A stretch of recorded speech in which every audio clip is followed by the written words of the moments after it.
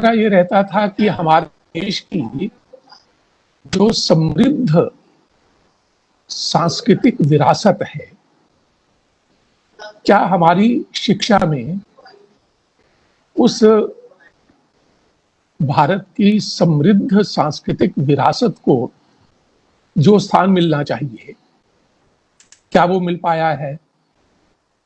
और इन दोनों बिंदुओं पर श्रोता लोग जो सिर हिलाते थे वो नकारात्मक सिर हिलाते थे।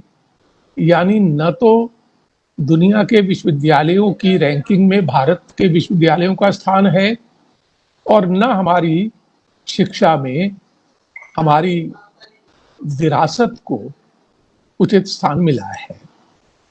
इसलिए खुशी होती है ये बताते हुए कि इस शिक्षा नीति में इन दोनों बातों का उल्लेख किया गया है और कहा गया है कि नई शिक्षा नीति का एक उद्देश्य ये है कि हमारे विश्वविद्यालय वैश्विक प्रतिस्पर्धा में आगे बढ़े और दूसरा ये कि अपनी जड़ों से हमारी शिक्षा का जुड़ाव हो। विश्व अब तेज गति से बदलता है। टेक्नोलॉजी ने बदलाव की गति को तेज कर दिया है। इसलिए इस तेजी से बदलते हुए विश्व के साथ हमारी शिक्षा ये आवश्यकता अनुभव की जाती रही है और नई शिक्षा नीति ऐसा करने का दावा करती है। इस बीच टेलीविजन पर हम लोग प्रधानमंत्री जी, शिक्षा मंत्री जी और सरकार के अन्य प्रतिनिधियों के भाषण सुनते रहे हैं। वे कुछ बातों का उल्लेख करते हैं, मैं केवल उन्हीं की बात को दोहरा भर देता हूं। आत्मनिर्भर भारत बनाने में नई शिक्षा नीति का सकारात्मक योगदान होगा। नई शिक्षा नीति राष्ट्रीय विकास को, नेशनल डेवलपमेंट को प्रमोट करेगी। ग्लोबल स्टेज पर जैसा नेतृत्व चाहिए उस प्रकार की लीडरशिप और नेतृत्व भी नई शिक्षा नीति के माध्यम से तैयार होगा। हमारी शिक्षा नीति होलिस्टिक होगी, फ्लेक्सिबल होगी, मल्टी डिसिप्लिनरी होगी। इस प्रकार की मोटी मोटी बातें हमारा राजनीतिक नेतृत्व और शैक्षिक नेतृत्व करता रहा है, कर रहा है। नए भारत का स्वरूप क्या होगा? उस नए भारत के लिए छात्रों को तैयार करना है।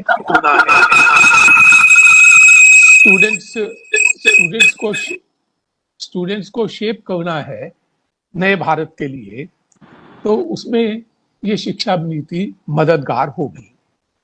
जो स्थानीय सरोकार हैं, लोकल कंसर्न और ग्लोबल कंसर्न, उन दोनों को नई शिक्षा नीति एड्रेस करेगी। इस प्रकार की बहुत सी बातें इन दिनों हम नई शिक्षा नीति के बारे में सुनते आ रहे हैं। मैं थोड़ा आगे बढ़ता हूं। शिक्षा नीति को वास्तव में जमीन पर उतारने का काम शिक्षक, टीचर्स ही कर पाएंगे, करेंगे। इसलिए शिक्षक के बारे में नई शिक्षा नीति में मोटे तौर से क्या बातें कही गई है उनका मैं जिक्र करता हूं। एक बात ये कही गई है कि शिक्षक मोटिवेटेड हो, अभिप्रेरित हो। कौन सी ऐसी चीजें हैं, इंसेंटिव्स, डिसइंसेंटिव्स, जो मोटिवेटेड शिक्षक तैयार करेगी? ऐसे इंसेंटिव्स और डिसइंसेंटिव्स का भी आ गया है।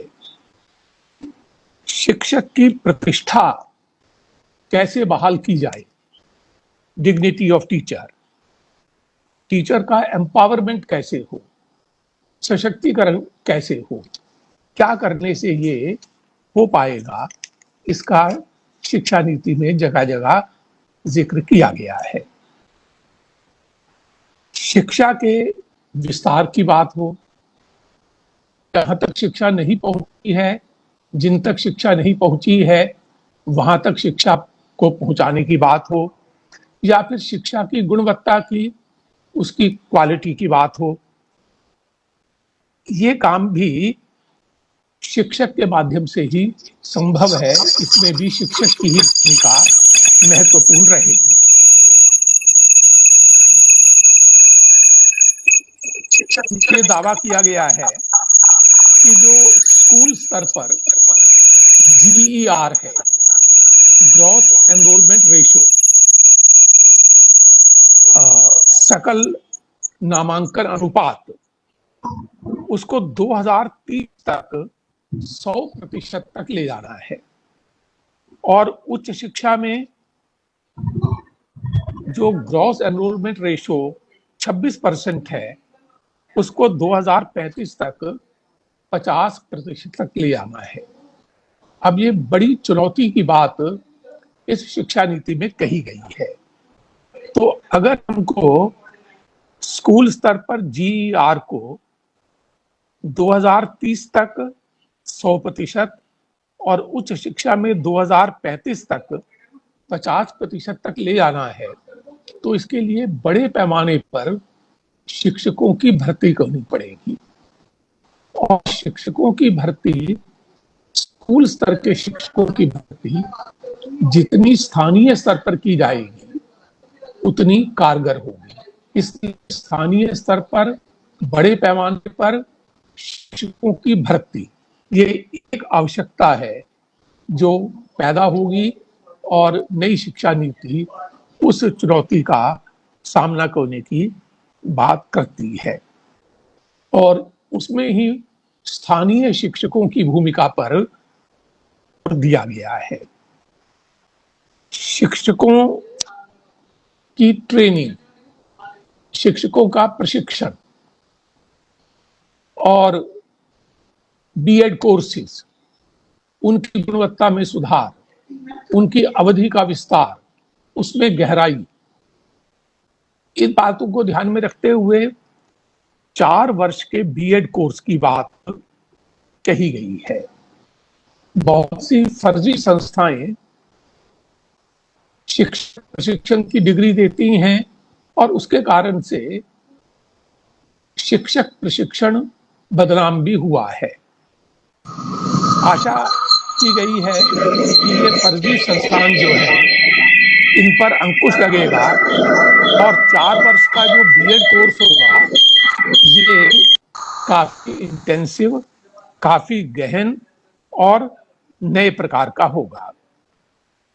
खासतौर से शिक्षक की गरिमा बढ़ाने के लिए बहुत से इंसेंटिव्स और डिसइंसेंटिव्स की बात की गई है। कहा गया है कि अननेसेसरी तबादले ना किए जाएं, शिक्षक की लोकल लैंग्वेज में, स्थानीय भाषा में प्रोफिशिएंसी हो, उसकी सर्विस कंडीशन, सेवा शर्तें बेहतर हों, उस पर non teaching burden, non teaching activities का बर्डन ना हो। और जो शिक्षक बनना चाहते हैं उनके लिए TET, टीचर एलिजिबिलिटी टेस्ट, जैसे विश्वविद्यालयों में नियुक्ति के लिए NET, नेशनल एलिजिबिलिटी टेस्ट का प्रोविजन है। इस स्कूलों में शिक्षक होने के लिए TET, टीचर्स एलिजिबिलिटी टेस्ट की बात भी इसमें कही गई है। आने वाले में शिक्षा के क्षेत्र में टेक्नोलॉजी की भूमिका बढ़ती चली जाएगी। अभी हमने कोरोना के इस दौर में शिक्षा में टेक्नोलॉजी की भूमिका को देखा है। ये भूमिका आने वाले समय में तेजी से बढ़ेगी। इसलिए शिक्षकों को टेक्नोलॉजी आधारित शिक्षण के लिए तैयार करना होगा। ये एक और बात है जो नई शिक्षा नीति कहती है, शिक्षकों को टेक्नोलॉजी आधारित शिक्षण के लिए तैयार करना।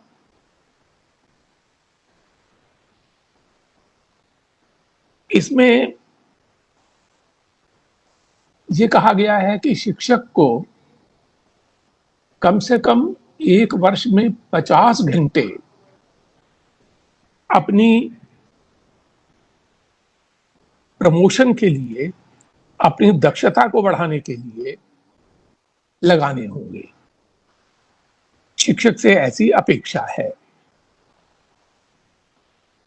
इधर हम दिल्ली विश्वविद्यालय के संदर्भ में देखते हैं, और ऐसा ही मैंने गुजरात में भी देखा। इन दिनों स्थायी परमानेंट अपॉइंटमेंट की बजाय एक नया फिनोमिना पिछले कुछ वर्षों से शुरू हुआ है, वो है एडहॉक अपॉइंटमेंट का, कंट्रैक्चुअल अपॉइंटमेंट का। ये बहुत तेजी से बढ़ा है और इसके चलते शिक्षकों में असंतोष भी है।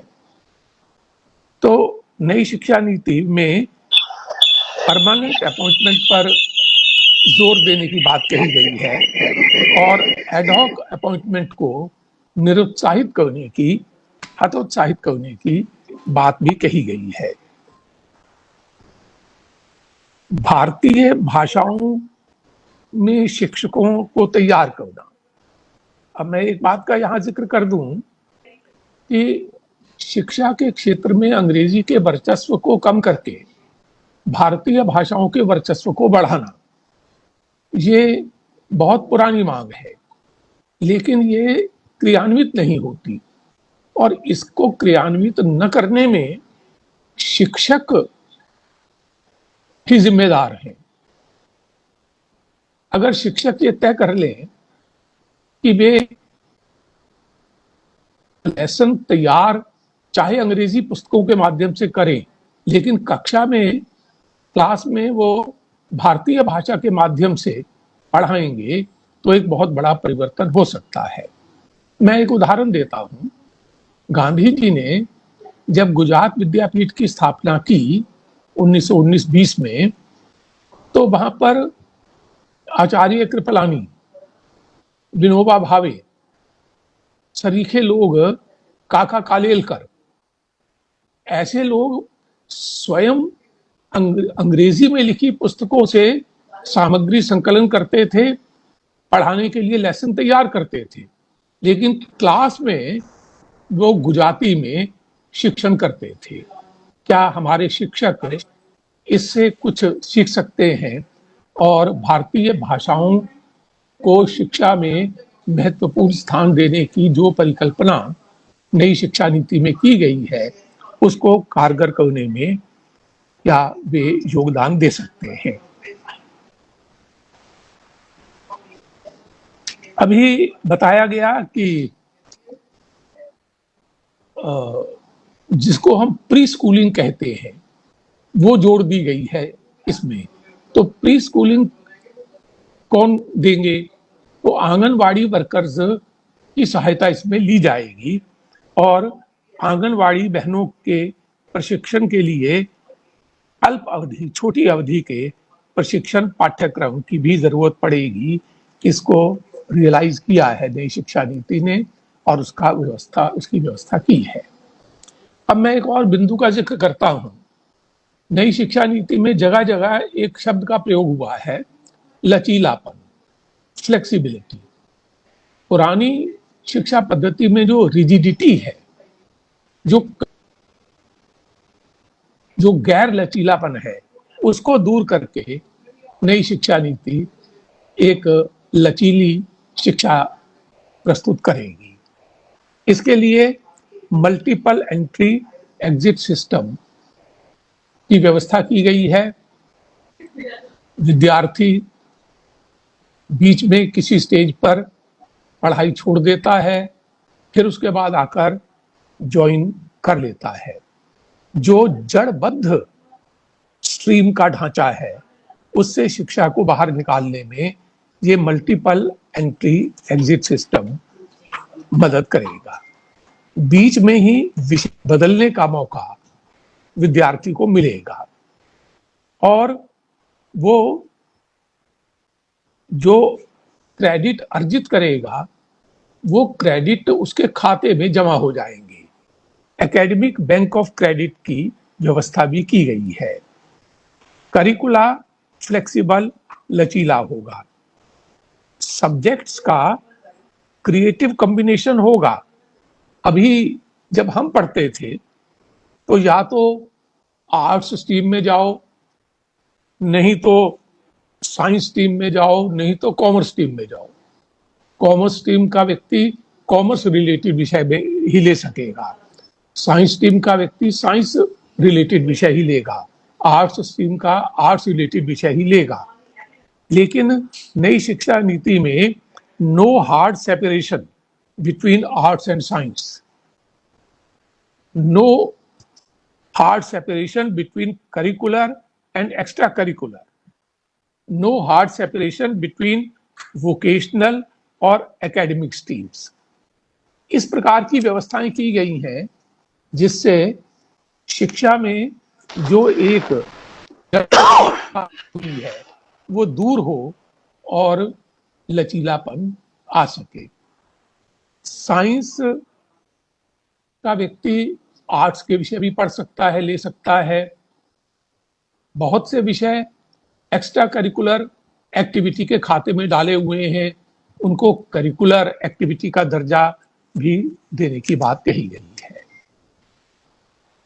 एक गौरव की बात नई शिक्षा नीति में ये है कि इसमें भारतीय भाषाओं को प्रोत्साहन दिया गया है, जिसमें मातृभाषा भी है, क्षेत्रीय भाषा भी है और पुरानी भाषाएं पाली, पारसी, फारसी, प्राकृत भाषाओं के लिए एक नेशनल इंस्टीट्यूट की स्थापना की बात भी कही गई है। यह एक बड़ी बात है जिससे कि हमारे देश की प्राकृत, पाली जैसी पुरानी भाषाएं मर न जाएं, उनकी जो क्षमता, इनहेरेंट क्षमता है, उसका भी देश उपयोग कर सके। उच्च शिक्षा में शोध का बहुत महत्व रहता है। रिसर्च में दो बातें ध्यान में रखने की रहती हैं। एक तो रिसर्च में मौलिकता और गहराई कितनी है, और दूसरा वो रिसर्च प्रासंगिक और रेलेवेंट है या नहीं। केवल रिसर्च के नाम पर रिसर्च करना और रिसर्च की डिग्री जैसे तैसे हासिल करके नौकरी खोज लेना, ऐसा जो देश में चक्कर चल रहा है, उसको हतोत्साहित करके शोध संस्कृति को, रिसर्च कल्चर को एनकरेज करने की बात नई शिक्षा नीति करती है। नई शिक्षा नीति इस बात पर जोर देती है कि जो शोध हमारे विश्वविद्यालयों में और उच्च शिक्षा के संस्थानों में हो वह प्रासंगिक हो, रेलेवेंट हो, देश की आवश्यकताओं के अनुसार हो, समय की आवश्यकता के अनुसार हो। नई शिक्षा नीति शोध केंद्रों और उद्योगों के बीच कारगर संवाद, कारगर डायलॉग, इस पर भी जोर देती है। कुल मिलाकर इसके लिए एक नेशनल रिसर्च फाउंडेशन के गठन की बात नई शिक्षा नीति में की गई है और यह नेशनल रिसर्च फाउंडेशन एक आउटस्टैंडिंग रिसर्च एंश्योर करेगी, ऐसा दावा इसमें किया गया है। हमारे देश के बहुत से प्रतिभाशाली छात्र हर वर्ष विदेश में चले जाते हैं पढ़ने के लिए। क्या हम अपने देश में इस प्रकार का वायुमंडल पैदा कर सकते हैं कि हमारे देश के प्रतिभाशाली विद्यार्थी अपने देश में रहकर उच्च शिक्षा प्राप्त कर सकें, वैसी शिक्षा जिसके लिए वे विदेशों में जाते हैं। इस बात को मद्देनजर रखते हुए नई शिक्षा नीति में ये कहा गया है कि विदेशी विश्वविद्यालय, बाहर के देशों के विश्वविद्यालय भारत में अपने कैंपस स्थापित कर सकते हैं और इसी प्रकार भारतीय विश्वविद्यालय विदेशों में कैंपस खोल सकते हैं। मुझे लगता है कि इस व्यवस्था के कारण न केवल हमारी शिक्षा व्यवस्था में गहराई आएगी, बल्कि हमारे प्रतिभाशाली छात्रों का जो विदेश गमन है उस पर भी एक रोक लगेगी। विषय का जिक्र करता हूं जिसको लेकर शिक्षकों के मन में आशंका है। खासतौर से हमारे यहाँ दिल्ली विश्वविद्यालय के शिक्षकों में इस प्रकार की आशंका मैंने बड़े पैमाने पर देखी है। वह विषय है स्वायत्तता का। नई शिक्षा नीति ये बात कहती है कि शिक्षा संस्थानों में बेहतर शिक्षा देने के लिए यह आवश्यक है कि हम शिक्षा संस्थानों को स्वायत्तता और ऑटोनॉमी प्रदान करें। जो एफिलिएटिंग सिस्टम है उसको धीरे धीरे कम करके हम ऑटोनॉमस सिस्टम लाएं। ये स्वायत्तता, ऑटोनॉमी, एडमिनिस्ट्रेटिव ऑटोनॉमी भी हो और एकेडमिक ऑटोनॉमी भी हो। अब गवर्नमेंट और नई शिक्षा नीति ऐसा महसूस करती है कि ऑटोनॉमी का शिक्षा की गुणवत्ता से, उच्च शिक्षा के संस्थान की गुणवत्ता से गहरा संबंध है। लेकिन शिक्षकों को भय है कि ये ऑटोनॉमी किसकी होगी? क्या ये ऑटोनॉमी मैनेजमेंट की होगी? क्या ये एडमिनिस्ट्रेटिव ऑटोनॉमी होगी, एडमिनिस्ट्रेटर्स की ऑटोनॉमी होगी? क्या इससे हमारी जॉब सिक्योरिटी को तो खतरा नहीं होगा? क्या विक्टिमाइजेशन तो नहीं होगा? अब इसमें दो मत हैं। एक है ऑटोनॉमी जो है ये हायर एजुकेशन के इंस्टीट्यूशंस को एम्पावर करेगी, और दूसरा ये आशंका है कि ये एक्सप्लॉयटेशन के दरवाजे भी खोलेगी। मैंने दिल्ली विश्वविद्यालय के शिक्षकों के इन दिनों दो एक सेमिनार सुने हैं जिनमें इस प्रकार की आशंका उनके द्वारा व्यक्त की गई है। अब उच्च शिक्षा के क्षेत्र में एक नए रेगुलेटर, नए नियामक का प्रस्ताव शिक्षा नीति करती है और उच्च शिक्षा के लिए एक ही नियामक, higher education commission of India with 4 separate for different functions, इसकी व्यवस्था की गई है। रेगुलेटरी फ्रेमवर्क के लिए एक मुहावरे का प्रयोग किया गया है, लाइट बट टाइट।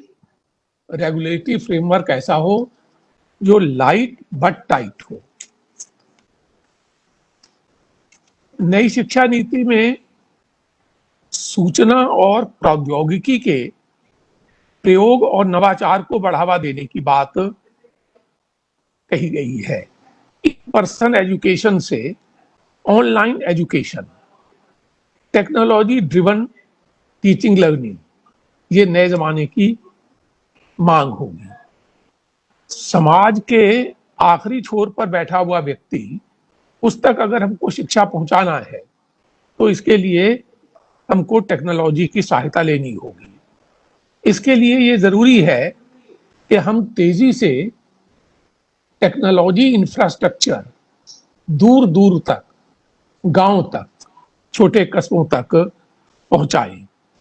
अगर हमको टेक्नोलॉजी का उत्तरोत्तर इस्तेमाल शिक्षा देने के लिए करना है तो उसके लिए तेजी से हमको टेक्नोलॉजी इंफ्रास्ट्रक्चर भी बढ़ाना होगा, फैलाना होगा।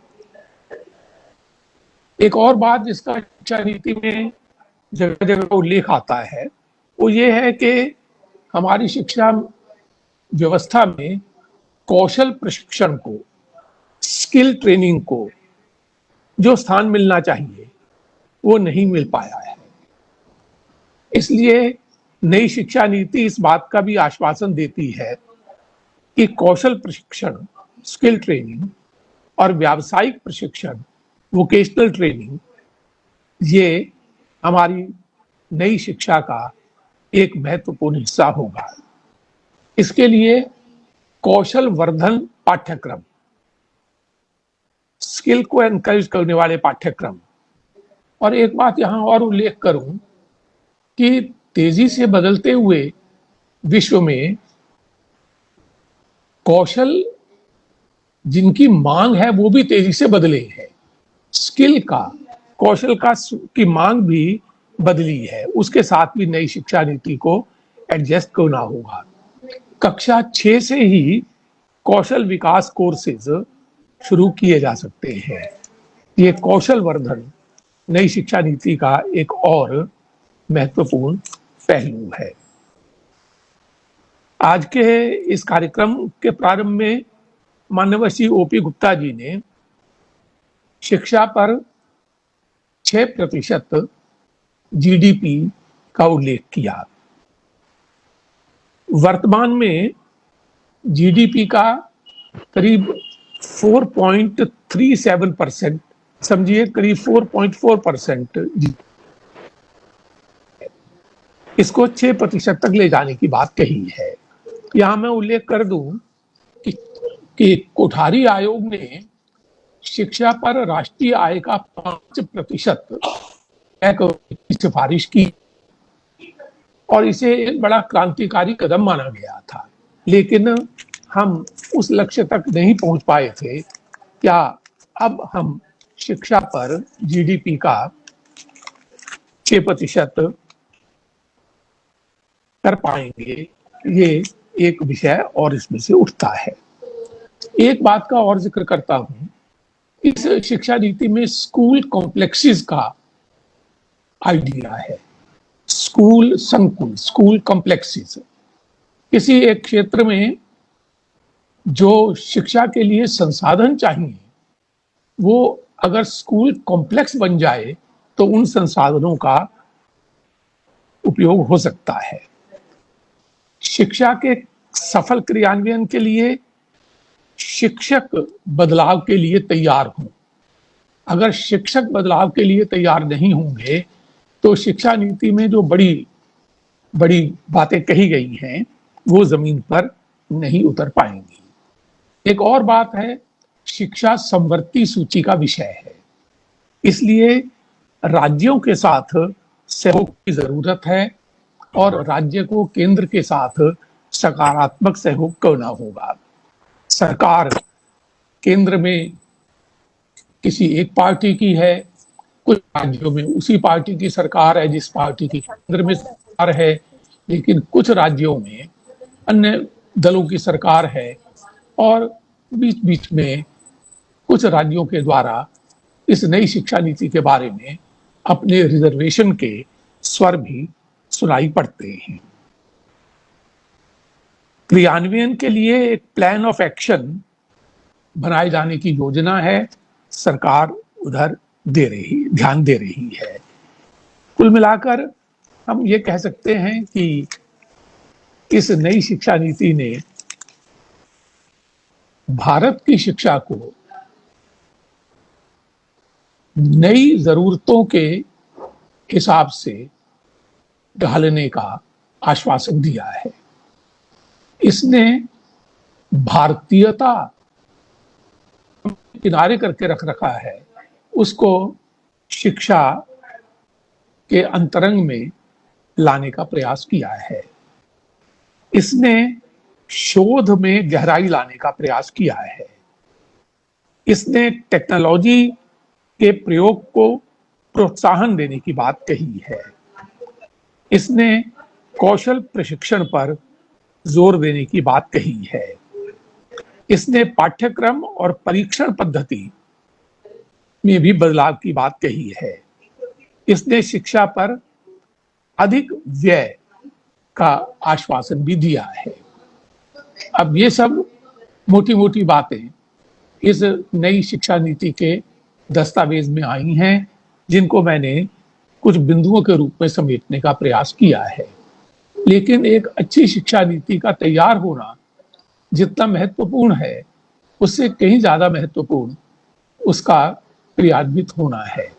मैं एक संस्मरण सुनाकर अपना वक्तव्य समाप्त करता हूं। जब कोठारी कमीशन की रिपोर्ट तैयार हो गई तो उसे सौंपने के लिए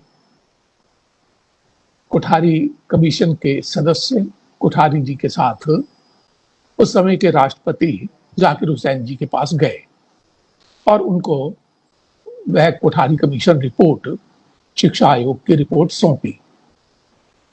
जाकिर हुसैन जी ने वो रिपोर्ट ले ली और कुछ बोले नहीं। तो कोठारी जी ने उनसे कहा, और उनके साथ जेपी नायक थे, उन्होंने कहा कि आप कुछ कहिएगा।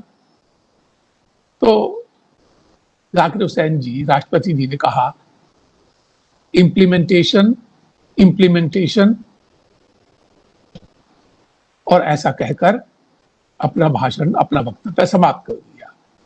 यानी वो ये कहना चाहते थे, अच्छी शिक्षा नीति तैयार करना ये एक एकेडमिक एक्सरसाइज है, लेकिन उसे क्रियान्वित करना, इसके लिए पॉलिटिकल विल की जरूरत है। इसके लिए राज्यों के साथ सकारात्मक सहयोग की जरूरत है। इसके लिए शिक्षकों को अपने में बदलाव करने की जरूरत है और इसके लिए और कई प्रकार की पहलों की आवश्यकता है।